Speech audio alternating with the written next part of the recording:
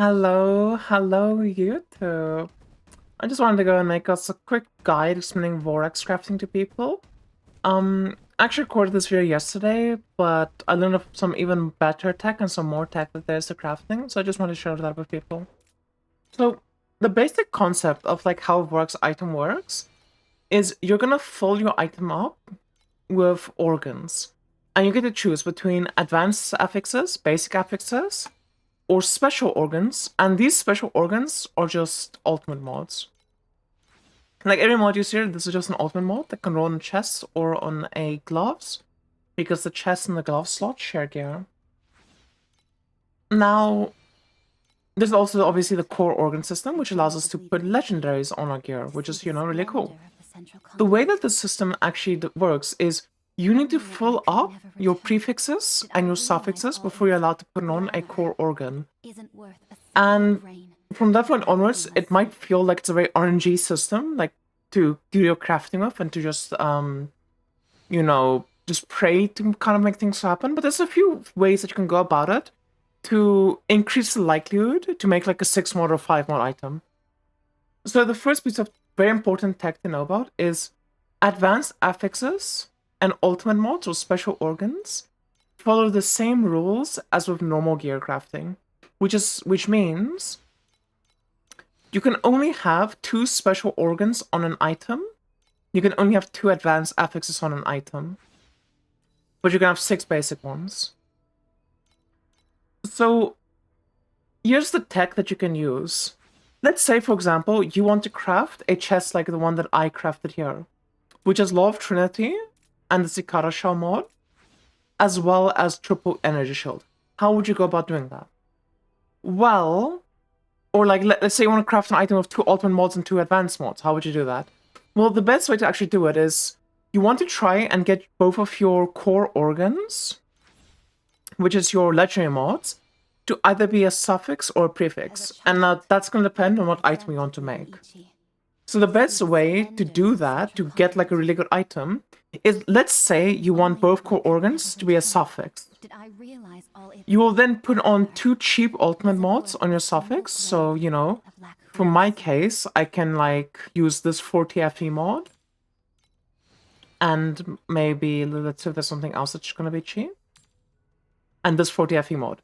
I would put both of these on as a suffix. And then lastly, I would just craft an advanced suffix. Just add advanced mod. Because when you have empty suffixes like these and you add mods, it's just going to add mods. So you don't have to worry about it overwriting the mods that exist. Because it only overwrites if it gives you the same mod. Then after that, you just fill up your prefixes just to have them filled out. And you're going to do your core organs. And basically, if you hit a suffix, you're happy. If you don't hit a suffix, you need to like redo prefixes, just, replace all of them again. And then go again until you hit double suffix like I've done here. Then once you've hit double suffixes, you'll either end up with an advanced mod or an ultimate mod left over.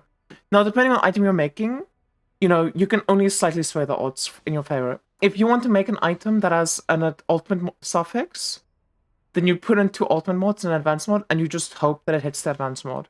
Unfortunately, there's no way to really control that. You just need to pray to RNG.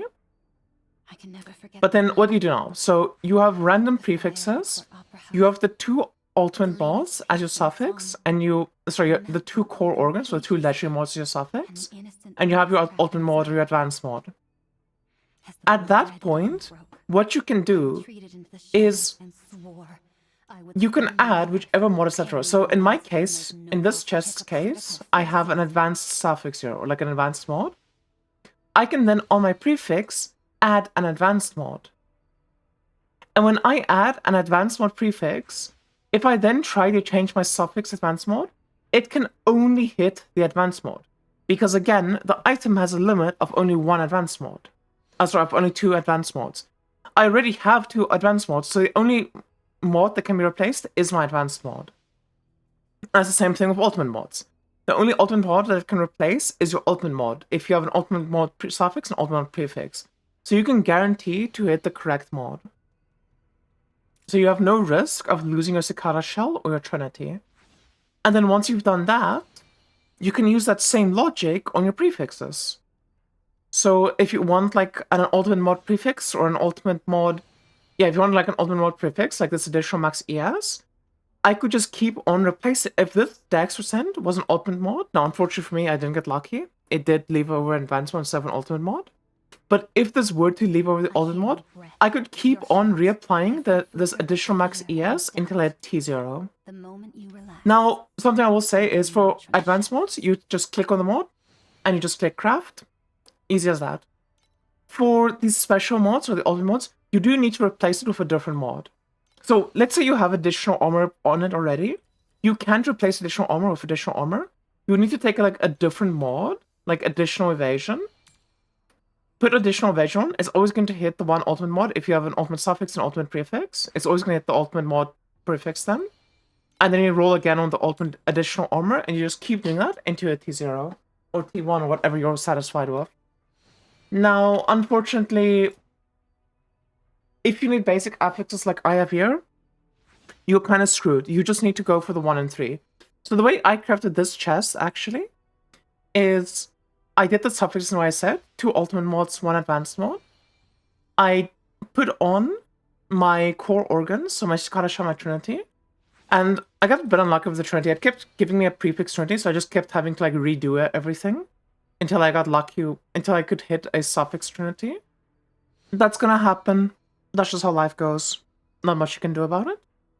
And eventually, when you do have a suffix Trinity and a suffix Cicada shell, what I did for my prefixes is I kept clicking prefixes until I hit the double energy shield. So I had gear energy shield, gear energy shield. Once I had that, I did the 1 and 3 to hit the ultimate mod. Now, if I had an ultimate suffix and I hit the ultimate prefix, I could actually keep on rerolling this ultimate prefix until I get T0 max energy shield. But now, unfortunately for me, I did hit a advanced mode instead of an ultimate mode. So once I hit the 1 and 3, I just had to settle and be happy with it. But I think that's, you know, some really good tech to actually realistically make 6 mod items. I think the Vorax crafting at first felt very like the system's kind of whatever, it's impossible to work with. But now that I've actually played around with it and I've made some items and stuff with it, I think it's actually a very interesting system. I'm quite a big fan of it. It's a very expensive system, but like it doesn't feel nearly as bad as I thought it would feel at first, because it has like crafting techniques and strats to it. And it's very like reminiscent like PoE crafting for me, where it's like, let's like just click a button and get your item, and more you need to think about it and have some strategy around it. I hope this video is really helpful for people though, and I hope the rest of you can also make some really cool Vorax items. I'm very happy with this chest. I will be remaking it at some point in time to make like the ultimate mirror tier chest, but like this chest is almost as good as it's gonna get for a very long time. So I'm very, very proud of it. Anyway, thank you so much for watching YouTube. I hope you enjoyed. Please leave a like, comment, subscribe, and I'll see you all the next time. Bye-bye. Bye, YouTube. Bye-bye.